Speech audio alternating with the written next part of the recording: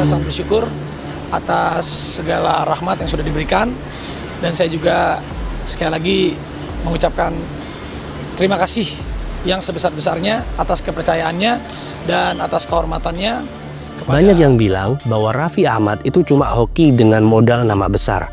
Makanya dia bisa jadi Sultan Andara dan politikus dalam waktu yang sangat cepat.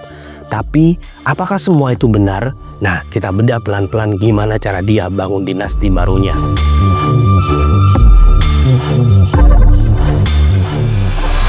Oke semuanya, selamat datang lagi di channel Maharu. Di hari ini kita bakal minggir sebentar dari berbagai jenis kasus kriminal karena kita bakal ngebedah isi kepala dari seorang mastermind industri hiburan Indonesia. Kita bakal ngebongkar habis-habisan mulai dari strategi bisnis, taktik manipulasi atensi publik, bahkan sampai lobby-melobi politik tingkat dewa dari seorang Raffi Ahmad. Dan kalian harus tahu bahwa pria yang dulunya cuma dibayar ratusan ribu perak buat main sinetron ini sekarang sudah berevolusi menjadi raksasa korporat yang sangat besar. Dia punya julukan Sultan Andara, dia punya klub sepak bola, punya perusahaan bernilai triliunan rupiah, dan yang paling gila, di tahun ini dia resmi masuk ke ring 1 Istana Kepresidenan.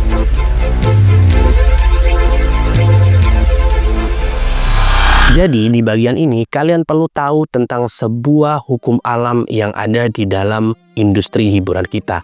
Dan realita ini itu sebenarnya jarang banget diketahui oleh banyak orang. Sebenarnya dunia entertainment Indonesia itu mempunyai pola yang bisa dikatakan cukup kejam. Faktanya banyak banget artis, musisi, ataupun komedian yang sebenarnya mudanya itu bener-bener ngetop banget. Duitnya juga tumpah ruah. Bahkan gaya hidup yang dia gunakan saat itu juga mewah abis. Tapi pas umur mereka itu nyentuh kepala 4 ataupun kepala 5, banyak di antara mereka ini malah jatuh miskin. Bahkan jatuh sakit. Nah pertanyaannya kenapa kok bisa gitu? Nah salah satu alasannya karena mereka itu cuma ngandelin honor di TV.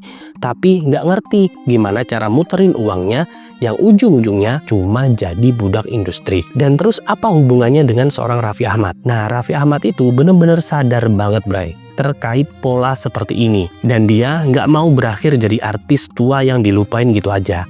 Akhirnya jadilah sebuah fondasi kerajaan bisnis Raffi Ahmad yang segede sekarang ini, yang dibangun dari etos kerja yang gila-gilaan dan bener-bener di luar nalar manusia normal. Asal kalian tahu, di era tahun 2010-an Raffi Ahmad ini terkenal sebagai seorang artis. Tapi di saat itu dia nggak cuma terkenal sebagai seorang artis biasa, enggak. Dia dikenal menjadi seorang artis dengan jadwal paling nggak masuk akal se-Indonesia. Gue tuh benci ya sama lu, Fi. Serius deh. Iya. Iya beneran. Gue benci banget sama lu. Kenapa? Gue ngeliat lu tuh ya, lu tuh kayak orang yang kelewatan kerjaannya. Kalian bisa bayangin ya, dalam sehari dia tuh bisa stripping atau ngisi 5-7 program TV yang berbeda-beda. Mulai dari pagi, biasanya jam 7 itu dimulai dengan acara-acara musik. Ini dia salah satu anak buah gue. Setelah itu di siang hari itu lanjut dengan acara talk show. Ke Eros, akhirnya Eros kasih... Nah, sore harinya biasanya disambung dengan acara komedi. Sampai biasanya kalau seandainya di bulan puasa ada acara-acara sahur yang harus diisi juga. Pokoknya yang paling memalukan dalam hidup lu apa? Jawab jujur. Kenalan sama orang sekali. Bahkan kabarnya dia tuh biasanya cuma tidur 2-3 jam doang di dalam mobilnya. Bisa dahsyat nih pagi-pagi. Oh teman-teman gue biasa nggak tidur jam 5, jam 5 gue baru tidur, jam 6:30 di jalan lagi. Terus pertanyaannya, kenapa dia rela melakukan itu semua? Nah, jawabannya itu murni buat akumulasi modal awal atau capital accumulations. Raffi ini benar-benar mengkonversi tenaga dan masa mudanya menjadi uang tunai dalam jumlah yang sangat masif. Nah, pinternya uang dari Honor TV ini itu nggak dia habisin buat foya-foya ataupun beli mobil sport, enggak. Walaupun sebenarnya dia memang mempunyai hobi otomotif. Tapi uang-uang ini itu benar-benar dijadiin safety net alias jaring pengaman finansial dia. Dan perlu kalian tahu, punya uang banyak aja itu benar-benar nggak cukup buat jadi seorang sultan. Raffi butuh yang namanya branding. Nah, disinilah letak kejeniusan strategi komunikasi publiknya. Nah, pada suatu hari Raffi dan timnya ini mulai mempopulerkan julukan Sultan Andara. Dan perlu kalian tahu, Andara itu nama kompleks di perumahan dia yang ada di daerah Cinere, Jakarta Selatan. Awalnya julukan ini itu sebenarnya murni cuma bercandaan doang, cuma gimmick di beberapa acara TV. Tapi di dalam teori psikologi massa ngejelasin bahwa sebuah kebohongan atau candaan yang diulang sampai jutaan kali pada akhirnya bakal dianggap sebagai sebuah kebenaran. Nah, akhirnya Raffi terus-terusan memframing dirinya sebagai Sultan Andara dengan cara membeli deretan rumah di kompleks. Setelah itu dia pamer beberapa koleksi mobil mewah dengan cara yang sangat elegan. Bahkan dia pamer ngasih bonus gede ke karyawannya. Itu adalah salah satu bentuk citra dari Sultan Andara. Hasilnya, alam bawah sadar rakyat Indonesia mulai nerima validasi itu dan mulai beneran percaya kalau seorang Raffi Ahmad ini bukan sekedar artis kaya biasa, tapi dia adalah kelas elit baru. Dan juga perlu kalian tahu kalau status Sultan ini itu bukan cuma sekedar gaya-gayaan aja, Bray. Di dunia bisnis, status sosial yang setinggi ini adalah daya tawar atau bargaining power. Gimana tuh maksudnya? Jadi gini, Bray, logikanya saat udah dianggap sultan sama jutaan rakyat, akhirnya para investor, bank, sampai bos-bos konglomerat itu pasti secara otomatis ngelirik dia. Kenapa? Karena mereka sadar kalau orang yang dipanggil sultan itu punya power buat ngerakin opini publik. Tapi ada satu permasalahan tentang batas kadaluarsa dari status sultan ini. Apalagi kalau cuma bergantung sama stasiun TV milik orang lain. Nah, karena seorang Raffi Ahmad sadar akan kelemahan itu, akhirnya Raffi ngelakuin manuver paling revolusioner dalam hidupnya. Manuver apa itu?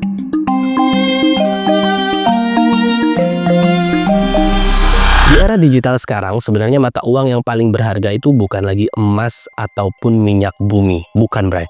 Mata uang paling berharga adalah sebuah perhatian manusia atau atensi.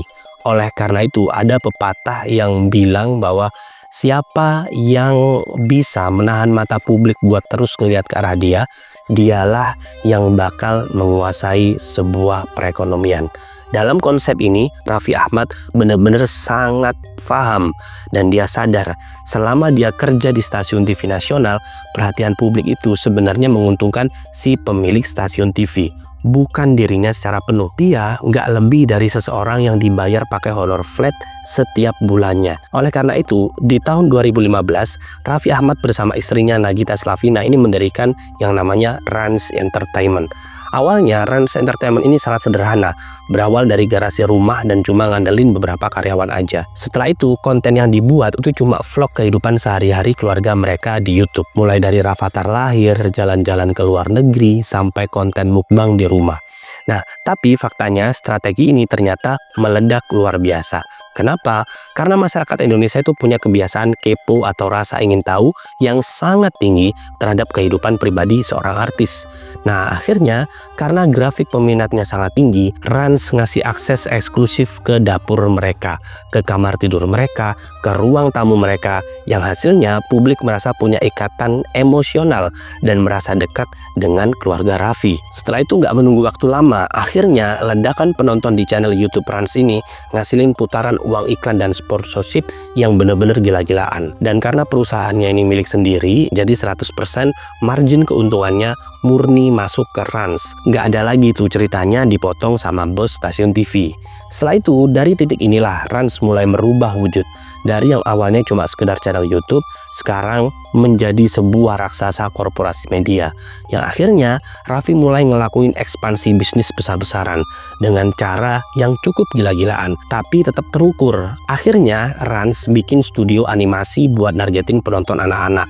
Setelah itu Rans masuk ke bisnis musik lewat Rans Musik, bahkan Rans juga masuk ke bisnis kuliner atau F&B dan membuat berbagai macam brand makanan ringan sampai minuman. Bahkan yang sempat mengejutkan adalah Raffi ini nekat beli klub sepak bola di Liga 2 Cilegon United. Setelah itu dirubah namanya menjadi Rans Nusantara FC. Gak berhenti sampai di situ, dia juga ngebangun tim basket Rans Peak Basketball. Terus yang jadi pertanyaan, apa rahasianya dari semua ekspansi gila ini? Nah, ternyata salah satu rahasia untuk membangun semua ini yaitu menggunakan satu rumus utama. Manfaatin basis jutaan follower setia mereka sebagai captive market. Nah, buat kalian yang masih bingung, jadi gini logikanya, Bray. Apapun yang dijual sama Rans mulai keripik, tiket nonton bola sampai baju pasti bakal diborong habis sama followers fanatik mereka. Yang akhirnya Rans Entertainment itu bukan lagi sekedar sebuah perusahaan, tapi udah menjadi sebuah ekosistem ekonomi yang berputar secara mandiri. Sampai sini mungkin kalian bertanya-tanya, kalau ngelola klub sepak bola, ngebangun proyek beach club raksasa, sampai ngejalanin operasional media kelas kakap itu jelas butuh dana triliunan rupiah. Pertanyaan besarnya, dari mana Raffi Ahmad ini dapat injeksi dana tanpa batas ini? Nah, jawabannya adalah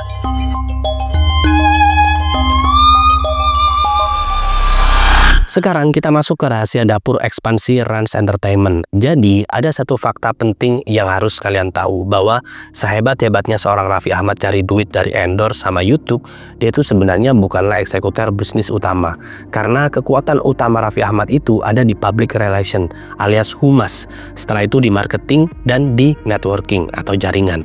Karena sadar sama batas kemampuannya ini, akhirnya salah satu cara yang diterapin oleh Raffi Ahmad adalah strategi agregator dan kolaborasi silang.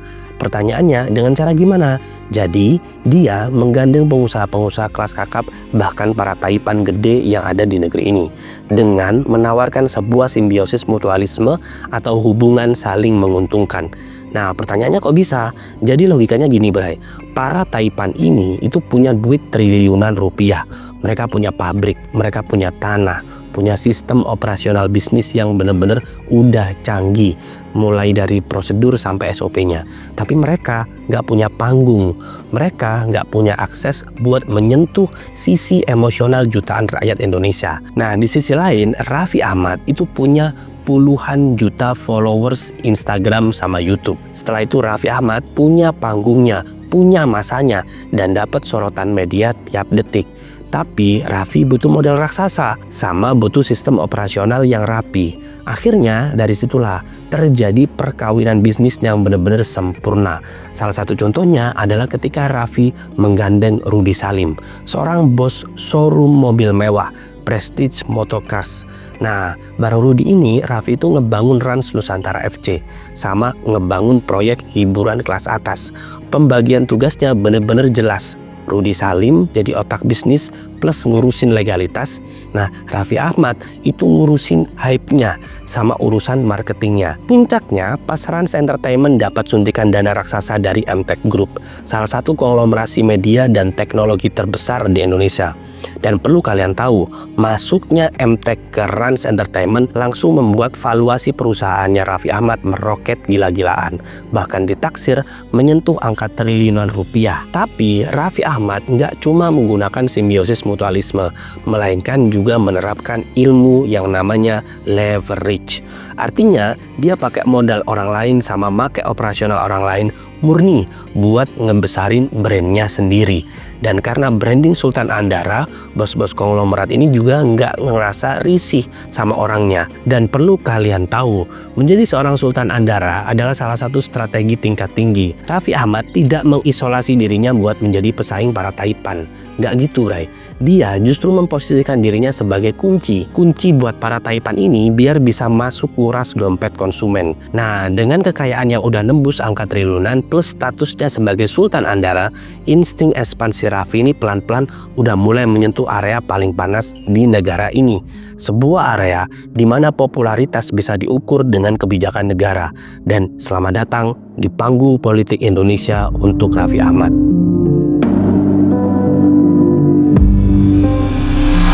Di bagian ini kita bakal ngebedah manuver yang paling bikin heboh, yang paling mengejutkan, dan pastinya cukup berani dari seorang Raffi Ahmad belakangan ini. Karena perlu kalian tahu bahwa ada satu aturan di Indonesia yang tidak tertulis, tapi memang benar adanya di kehidupan kita, bahwa kalau kekayaan korporasi yang dibangun itu udah menyentuh angka triliunan, maka pemiliknya nggak bisa lagi tuh bersikap apatis atau anti politik. Nah, pertanyaannya kenapa? Karena bisnis raksasa itu butuh perizinan, Bray. Butuh regulasi yang menguntungkan. Yang ujung-ujungnya, semua pintu birokrasi itu kuncinya ada di tangan elit politik. Nah, Raffi Ahmad ini nggak nunggu diajak, Bray. Dia yang proaktif masuk dan membangun jejaringnya di ring satu kekuasaan. Tapi pendekatan Raffi Ahmad ke dunia politik ini bener-bener smooth dan elegan banget. Dia nggak tiba-tiba nyalonin diri jadi bupati ataupun gubernur, enggak bray. Taktik Raffi jauh lebih berkelas. Dia memposisikan dirinya sebagai penasehat dan juru kampanye kultural buat elit penguasa. Dan ternyata kedekatan Raffi sama keluarga Presiden Joko Widodo itu udah dibangun dari lama banget. Mulai dari bikin konten bareng, kolaborasi bisnis sama Kaesang, sama nemenin Gibran belusukan. Puncaknya, di momen Pilpres 2024 kemarin, Raffi Ahmad secara terang-terangan dan all out turun gunung buat ngedukung pasangan Prabowo Subianto dan Gibran Rakabuming Raka. Tapi perlu kalian tahu, peran Raffi di sini bukan cuma sekedar ikut joget-joget di panggung kampanye, enggak.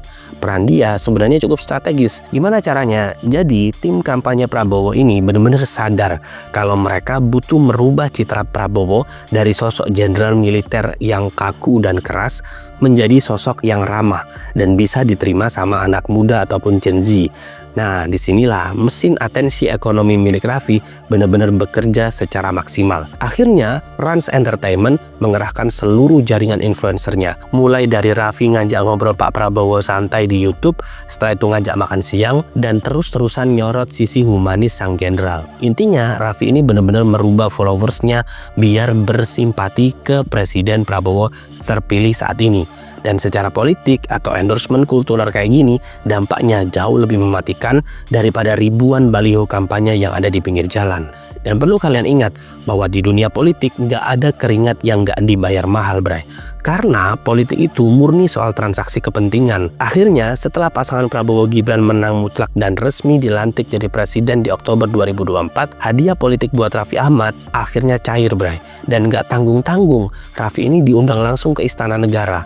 Dan dia bersumpah dilantik secara resmi buat nempatin posisi setingkat menteri dan wakil menteri. Hingga akhirnya Raffi dikasih jabatan utusan khusus presiden bidang pembinaan generasi muda dan pekerja seni. Dari seorang presenter acara musik yang dulunya sering digosipin di infotainment, sekarang dia punya ruang kerja resmi di bawah naungan istana dan punya akses langsung buat berbisik ke telinga Presiden Republik Indonesia. Dan di momen yang nyaris barengan akhirnya muncul juga sebuah kontroversi saat Raffi nerima gelar doktor honoris causa dari sebuah universitas di luar negeri. Nah, setelah itu ada banyak banget perdebatan di kalangan akademisi sama netizen tentang validitas kampusnya. Tapi terlepas dari kontroversi gelar itu, pelantikan Raffi Ahmad ini menjelaskan satu fakta absolut, bahwa dia benar-benar nembus Holy Trinity atau Trinitas Suci kekuasaan di Indonesia, yaitu popularitas massa, kekayaan konglomerasi, dan otoritas politik.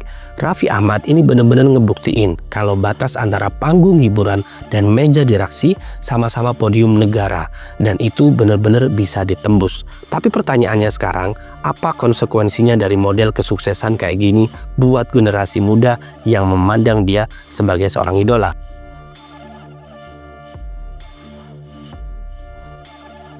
Oke teman-teman, perlu kita akui perjalanan hidup dan karir orang ini emang benar-benar menakjubkan. Memulai semuanya dari garasi kecil yang bernama Rans Entertainment sampai ke lorong-lorong istana kepresidenan. Dan kita bisa narik satu kesimpulan besar yang nggak bisa dibantah, bahwa Raffi Ahmad adalah contoh dari evolusi industri modern di abad 21. Setelah itu, dia ngebuktiin kalau personal branding dan networking adalah aset yang nilainya jauh lebih mahal daripada pabrik ataupun tanah yang berhektar-hektar. Setelah itu, dia juga sukses memecahkan kode rahasia bahwa siapapun yang berhasil menguasai perhatian dan emosi rakyat kecil di bawah secara otomatis akan ditarik atas dan diperebutkan oleh para konglomerat dan elit politik. Jadi, keberhasilan Raffi ini juga memberi sebuah standar baru buat para selebritis dan influencer muda lainnya, bahwa di era sekarang, modal tampang atau viral seminggu aja nggak cukup, bray, untuk bisa bertahan di atas panggung. Tapi di sisi lain, kisah sukses ini juga ninggalin pertanyaan buat kita semua. Ketika popularitas dan jumlah followers mulai punya kekuatan untuk menembus jabatan strategis negara tanpa harus melewati sistem meritokrasi atau kaderisasi partai yang sangat panjang, apakah ini adalah bentuk dari demokrasi modern yang asik atau justru sebuah anomali tatanan negara yang harus kita awasi bareng-bareng? Tulis di kolom komentar apa pelajaran paling masuk akal yang bisa kalian ambil dari cara seorang Raffi Ahmad ngebangun kerajaannya atau dinastinya. Apakah strategi agregator konglomerat dan lobby ring 1 ini murni karena kejeniusan Raffi Ahmad dan timnya, atau memang ekosistem bisnis dan politik di Indonesia saat ini terlalu gampang disetir oleh jumlah followers? Gua rasa cukup. Jangan lupa klik tombol like dan share videonya ke teman-teman kalian biar makin banyak yang melek soal cara kerja ekonomi atensi di negara kita. Dan pastinya klik tombol subscribe serta nyalain lonceng notifikasinya supaya kalian nggak ketinggalan cerita-cerita atau analisis tokoh, bahkan storytelling mind-blowing lainnya dari channel Maharu. Gua Maharu pamit undur diri, stay critical, stay inspired, and I'll see you in the next story. Bye.